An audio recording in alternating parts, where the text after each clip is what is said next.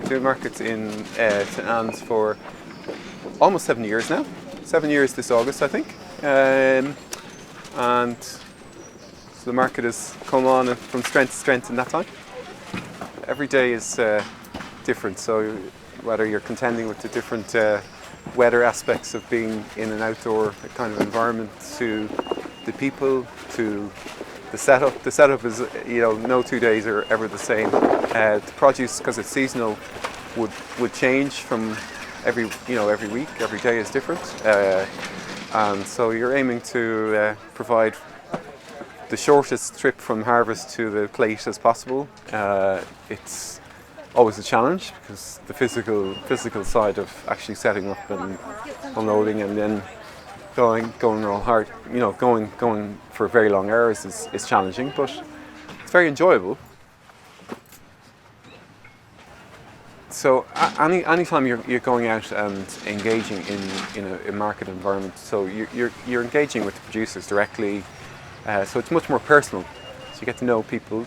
It's that whole direct one-to-one connection, which is very important, on a personal level, but it also means it engenders trust as well, because you would develop a relationship in terms of knowing what people want. You can introduce people to one another who, think so. You can encourage that kind of sense of community. Be it we've had here people going in and bringing in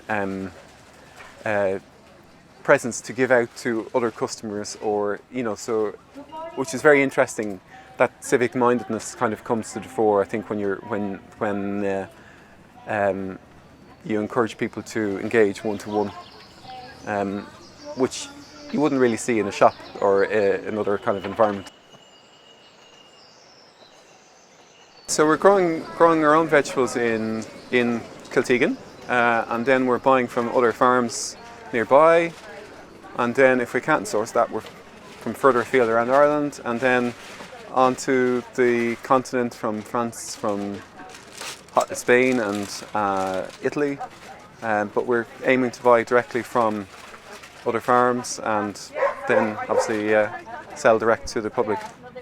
It's a very interesting way to do it direct rather than through intermediaries. You have a much greater chance to know what the consumers want, of course, as well. So, because you're there on the ground basically listening to exactly what they want. And so you can try and spot trends as well. You can try and be a little bit ahead of the curves in terms of what consumers want. So by growing or aiming to grow different things as well, you can try and set trends. So you can grow new crops that then consumers want or develop an interest in. If you look at the range of vegetables that we can grow in the country here, it's always an interesting challenge to try and expand out that a little bit. And I think the Irish consumer now is a little bit more adventurous than it would have been in the past, and so we can try and respond to that. Most people would be coming on a weekly basis, and so yeah, you get to know snippets of what people want or what people are doing, and I think it's bringing it back to the community. If you've got strong community locally and strong that sense, it's like the old villages used to be, where people know each other. They don't just run from eight. They don't. They socialise. They do all these things, which from towns and cities across the country, they start to lose that sense of it, of stopping, slowing down, socialising, and I think you can see that in the likes of an outdoor market like this, in a wonderful park. You'll see all the people later on sitting out in the deck chairs and forming those bonds that transcend time. And above all, it's actually interesting. It's nice to see the park being used in a sense.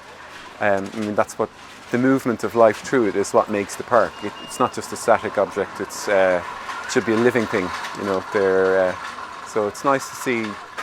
I would see how the park has changed over time, and the usage of it as I would see it, has gone up and up and up over time. So that to me signs, you know, is a sign that they're doing the right things to encourage the use of the space, basically.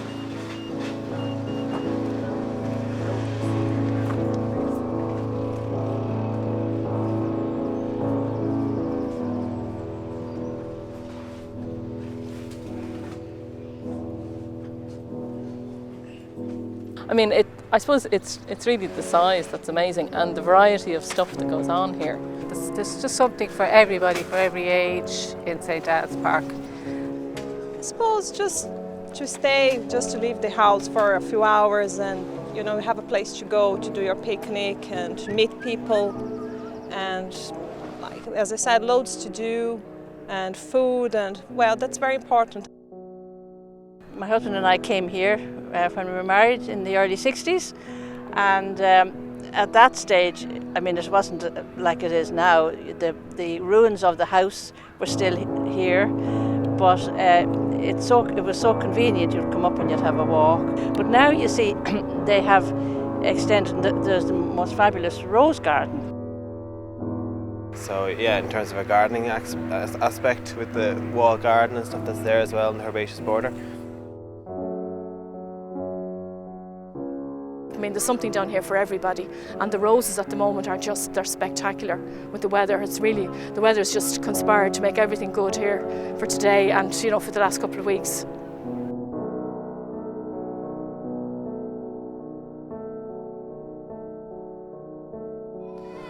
Well, the Rose Garden started as an idea back in the late 60s, early 70s. As a project by the Clontarf Horticultural Society. They were very active in the area, and they came to Jim Shannon, who was the City Park Superintendent at the time, with a proposal to put in a rose garden specifically just for roses within St. Anne's Park, because the setting was quite suitable. Back then there was football pitches here. We have 37 playing pitches within the park at the moment. There used to be 42, so some of the pitches were in this area, and the work started on the project in the early 70s, and the garden was then eventually opened in 1974. Now the layout of the garden as well, it's on different levels, and it's laid out in the style of a museum or an art gallery, where you can never see all the paintings or all the artefacts in one go.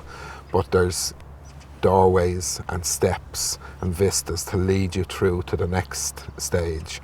So there's really, unless you fly over the Rose Garden, there's very little place you can see the Rose Garden in its entirety. We have approximately, give or take one or two, 25,000 rose plants within the garden. So you can take it that takes an awful lot of maintenance. If anybody has roses in their own garden, they'd know that you have to deadhead them, you have to prune them in the winter time, and you have to feed them. So you multiply that by 25,000 times for every one rose plant that you'd have. Up to 2010 as well, we were also a centre for the International Rose Trials. This is where breeders from around the world would send their new roses, their seedling roses, ones that hadn't been launched on any market yet. They'd send them to different venues throughout the world to trial them, to see how they'd grow. And we would get them we'd grow them for 2 growing seasons. They'd be judged over 2 growing seasons. Now the climbers and the ramblers, they would be judged over 3 growing seasons, because it takes them a while to establish and grow up along the frames. In relation to World Championships, not so much World Championships, because we did the seedling roses, the ones that hadn't been named, if they won here in Ireland, one of the conditions was they had to be named and launched on the market within 2 years of winning here. But what I've noticed with roses, the naming of them is quite important. Sometimes they name them after people, sometimes they name them after events, sometimes it's a location. or sometimes charities get roses named for them, and they would get a royalty. Some of the royalty fee goes to the charity. Like we have a rose here in the garden, one of the historical roses, the Peace Rose. Well, the Peace Rose was bred by Meland and Sons in France, but this was bred through the Second World War. And when the United Nations was launched after the Second World War, the Peace Rose was named Peace, for peace. The war was over, everything, you know, and the world was going to be a better place. So it's a very important rose that we have here. Rose Festival has grown out of our rose trials. We used to have a lunch that the Lord Mayor would attend here and present the prizes to the winners. But it was a private affair, it was a marquee set. Now it was lovely. So we decided that we should maybe do something for the public as well on the Saturday. And so it started off with it was kind of like a horticultural show, garden feet type, but small, one marquee, people displaying their plants, and it has grown from that into a very successful Rose Festival. It's now being called the Dublin Rose Festival, which I'd rather we kept it the St. Anne's Rose Festival, because we grew it, and it grew here, it grows here, it is here. But it's very successful. We will put through approximately 10,000 people over the weekend, over the Saturday and the Sunday. And a lot of the improvements that have happened in the park are from the people using the park and talking to us. Even here in the Rose Garden, the guys that will be working out here would get to know the regulars. You can nearly set your watch by them. They'll pass through. And a lot of the people that would come through the Rose Garden during midweek would be our senior citizens that enjoy the walk around, because there's plenty of benches in the park and in the Rose Garden, so they can have a sit down and don't have to walk too far. But of course, if they didn't come for a week or two, you'd be kind of worried, you know. Like the lads would be saying, I haven't seen Johnny through, I wonder if he's okay, you know, and then he'd appear again. But of course, sadly, some of them don't. But they're your eyes and ears as well. The people that use the park are your eyes and ears, that they'll tell you where, if there's antisocial activity. A park of this size, it's got a 7-kilometre boundary. It's got 28 different access points, so it cannot be closed at night time, or, you know, so we get, relative to its size and the population around it, we get very little antisocial activity relative to its size. I'm not saying we're perfect, but we get very little.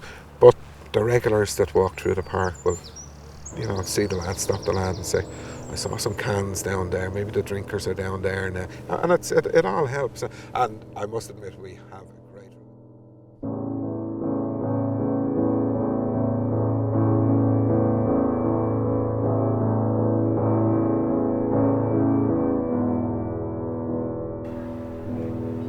I think it has like two sides to it, in my opinion. There's like the formal bit with the rose gardens and stuff, and then there's the wild part to it. Well, I definitely think they're important in urban areas, because we live in an apartment and we don't have a garden, so it's really nice to be able to come somewhere and have space to sit out and, you know, have a picnic and, you know, just come with your friends as well, so it's really good for that. Myself, I am a gardener, so for me to walk around and to spot a rose and to catch the name of it and to note it down, and the same in the wall garden as well. I think that is important, because if you can name something, and when you see the name written down, you'll say, oh yes, I know that plant, and yeah, and so I should care about it because I know it, because it's in my park that I used to go to as a child. And now that I'm an adult, yes, well, I should be against any plans to to eradicate it or to, you know, do anything with it, because, you know, I have good memories of it as a child, and it was good and it was natural and all that.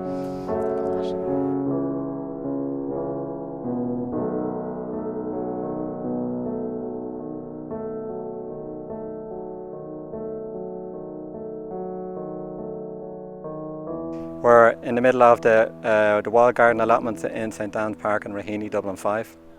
The allotments were developed or opened to the public in July 2010, 3 years ago. There's 100 plots, and they are developed by the Parks Division of the City Council. There was huge interest in the time. About 700 people were on the list who had an interest in getting one of the plots, and they had a lottery, and luckily enough we are one of the lucky first 100 people. The Parks Division allocate the plots, and they've more or less devolved the day-to-day running of the allotments to ourselves. There's a committee of about 5, but on a monthly basis we'd have about 20-30 people out to help us with keeping the place tidy and general housekeeping. During the summer you'd nearly be down every day, or if not every second day. You need to be keeping an eye on your plot, otherwise the weeds will take over very quickly. During the winter time you wouldn't be down here much, you know. Summer's the highlight. This has been the best year so far in the allotments. Last year was a bit of a disaster with all the rain, but you can see that everything is in abundance this year. There's stuff growing here this year that wasn't doing well last year. We meet once a month, especially during the summer months, generally housekeeping, keeping the place clean, cutting the grass and stuff like that. And the high point of our year is the annual Rose Festival here in the park, where the gardens are open to the public on the Sunday. And when that's finished we have our annual barbecue. We have our own website, we have our own polytunnels, we have our own lock-up for tools. So everything is here. And there's a great social thing about it. There's retired people, young people, families. There's some of the plots are there's a big plot up the top there belongs to Manor House Secondary School, and I think the children come down here and learn how to plant vegetables and stuff like that. So there's a great community spirit here in the allotments. This side, all the way along the side, is various types of fruit, from raspberries, blueberries, strawberries, blackcurrants. Moving in, then we have potatoes, we have carrots, we have curly K, we have beetroot, we have corn on the cob, we have peas. Allotments have kind of come back into vogue around Dublin. If you're interested in an allotment in the city, you need to get in contact with the Parks Division of Dublin City Council, and they'll add you to the list, the allotment list. There's other private allotments around the city, and there's huge interest at the moment. The favourite thing about the allotment is just coming down here. You're in a walled garden and you just spend the whole day, and it's absolutely perfect. You know, all the troubles of the world are outside the gate, you know. But there's nothing better than going home with your own strawberries or fruit and straight to the kitchen table. When we were younger, my grandparents lived around the corner, so we would have been up here all the time. I'd say I spent most of my summers down here. Probably not so much looking at roses, but there's loads of little huts all over the place, and there's little streams and rivers. And I think more and more as we move towards apartment living, parks are so important, because you're living in an apartment. You really don't have outside space at all, and you've nowhere for children to actually get out and play. I love wandering through parts like this, all shaded and kind of mystical with all of the ruins and the trees, hills and everything like that. You kind of feel like you're way off, way out of Dublin. So I love it for that reason. Absolutely, and then even the climbing, and when on a sunny day there's plenty of shade for them to go in and explore. As they find caves and all sorts of things. It's great, and the streams hidden everywhere, and it's just so much to discover. Every time we come down here they find something new. So I was just, I suppose, imagining that there was something else going on. You know, in reality, walking back through them now, they're actually horrible and they kind of smell and they were a bit disgusting. But at the time, it was somewhere to hide, and you were running away from your parents or your grandparents or whatever, running into these tiny little holes, and they'd be shouting at you saying, you know, don't go down there, there's rats everywhere. But that wasn't what you were seeing in it. You were just seeing this, you know, funny little castle that you were running into. a form of escapism, so it helps you to daydream, and so definitely helps with creativity and imagination. Well, I work for Dublin City Arts Office, and I help to programme and look after the artist studios in the Red Stables. The stables were converted into studios in 2006, so it's been sort of running since then. I think it's in a really unique landscape in St Anne's Park, and it's also near Bull Island, so it's in a beautiful location, and that was one of the things I guess we wanted to try and link into our arts programme. So it's about connecting and making links with the park and the biodiversity and ecology of the park and Bull Island. It gives artists interested in working with nature the opportunity to explore the ecology of Bull Island and St Anne's, and to meet botanists, ecologists, specialists, you know, and to gain information and exchange information with them as well. And it kind of then enhances the work that they're doing. Well, last year we started an art and ecology summer school, and we're expanding on that this year, and we're going to involve activities and events out on Bull Island as well as in St Anne's Park. It's an opportunity for artists and ecologists to engage with each other on various kind of art and ecology projects. And this year there's an emphasis on Bull Island, which is a UNESCO Biosphere Reserve. And there's two artists who've been commissioned to do artworks. One is Jenny Brady, and another is Rona Byrne, who's working in collaboration with Barry Claffey and Ciara Moore.